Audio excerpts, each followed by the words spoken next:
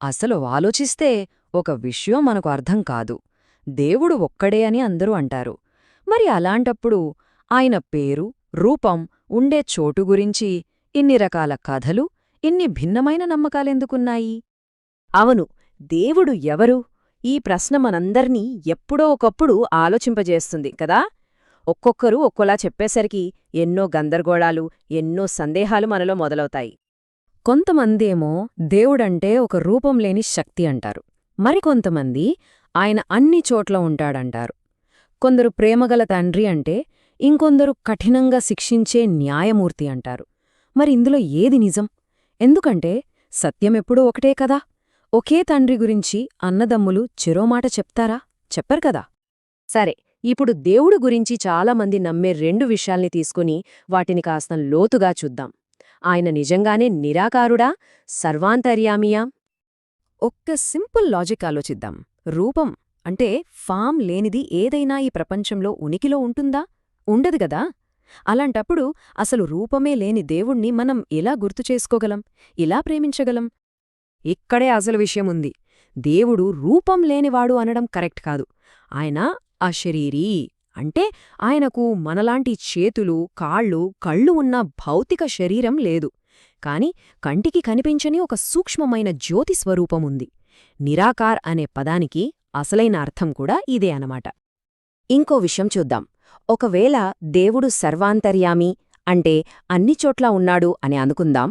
మరి అలాంటప్పుడు ఆయన గుణాలైన శాంతి, పవిత్రత కూడా అన్ని చోట్లా ఉండాలి కదా. కానీ ప్రపంచంలో ఇన్ని కష్టాలు, అశాంతి, దుఃఖం ఎందుకున్నట్టు? ఒక చిన్న ఉదాహరణతో దీన్ని అర్థం చేసుకుందాం. తండ్రికి పిల్లల మీద ప్రేమ ఉంటుంది. కాని ఆ ప్రేమ ఉండటానికి ఆయన పిల్లల శరీరంలో నివసించాల్సిన అవసరం లేదు కదా. అలాగే పరమాత్మతో మన బంధానికి ఆయన ప్రతి అణువులో వ్యాపించి ఉండాల్సిన అవసరం లేదు. ఇప్పటిదాకా ఉన్న కన్ఫ్యూషన్ అంతా పోవాలంటే మనం దేవుడి అసలైన స్వరూపమేంటో, ఆయన గుర్తింపేంటో తెలుసుకోవాలి. పరమాత్మ అంటే మనం అనుకున్నట్టు మానవ రూపంలో ఉన్న వ్యక్తి కాదు, లేదా ఏదో గాలిలో కలిసిపోయిన శక్తి కాదు. ఆయన ఒక అద్భుతమైన, చైతన్యవంతమైన జ్యోతిబిందువు. రూపంలో ఆయన కూడా మన ఆత్మలాగే ఉంటారు, కాని గుణాల్లో, శక్తుల్లో ఆయన సర్వోన్నతుడు. అందుకే ఆయన్ని పరమాత్మ అంటాం. మరి ఆ పరమాత్మకు ఒక్కొక్క పేరుందా? ఉంది. ఆయన పేరు శివుడు. అంటే అందరికీ మేలు చేసేవాడు, కళ్యాణకారి అని అర్థం. ఆయన రూపం అతి సూక్ష్మమైన కాంతి బిందువు. మరి ఆయన ఉండే చోటు?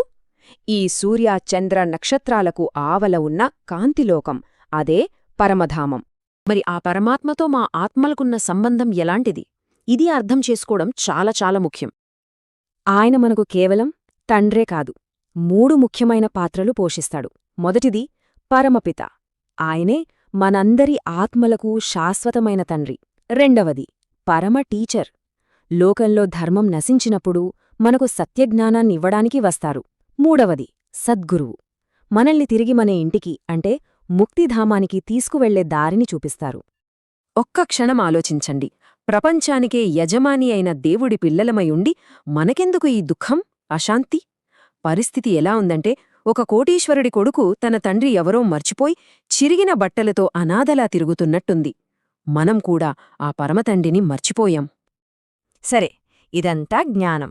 మరి దీన్ని అనుభవంలోకి తెచ్చుకోవడమేలా? ఆ అంతర్గత శాంతిని పొందేందుకు ఒక ప్రాక్టికల్ మార్గముంది. మనం గట్టిగా నమ్మాల్సిన విషయమేంటంటే, శాంతి అనేది మనం ఎవరినో అడుకోవాల్సిన భిక్ష కాదు. అది మన జన్మహక్కు, మన ఆస్తి.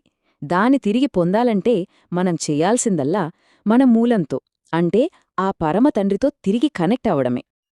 ఆయనతో కనెక్ట్ అవ్వడానికి ఒక సింపుల్ పద్ధతి ఉంది. ఇది నోటితో మంత్రాలు చదవడం కాదు, మనస్సుతో చేసే ఒక ప్రయారం. ముందుగా నేను ఈ శరీరాన్ని కాదు, ఒక కాంతి బిందువునైన ఆత్మను అని గుర్తు చేసుకోవాలి. తర్వాత మనస్సుతో ఈ ప్రపంచానికి ఆవల ఉన్న పరమధామానికి వెళ్ళాలి. అక్కడ మన తండ్రి అయిన పరమాత్మను ప్రేమగా గుర్తు చేసుకోవాలి. ఆయన శాంతిసాగరుడు, ప్రేమసాగరుడు అని భావిస్తూ ఆ గుణాలను మనం పొందుతున్నట్టు అనుభవం చెయ్యాలి. చివరిగా ఆ పరమాత్మే ఒక అద్భుతమైన మాట ఇచ్చారు: నాతో ప్రేమగా మనసు జోడించండి, అప్పుడు నేను, నా సర్వశక్తులు, నా ఆస్తి మొత్తం మీ సొంతమవుతుంది. ఇది ఒక ఆహ్వానం, ఒక హామీ. మనం ఈ విశ్లేషణను ముగించే ముందు ఒక్కసారి ఈ ప్రశ్నతో ఆగుదాం. అంతర్గత శాంతి నిజంగానే మన జన్మహక్కు అయితే మనమసలు దేన్ని మర్చిపోయాం? ఆ జ్ఞానాన్నా లేక ఆ తండ్రితో మనకున్న సంబంధాన్నా? ఆలోచించండి.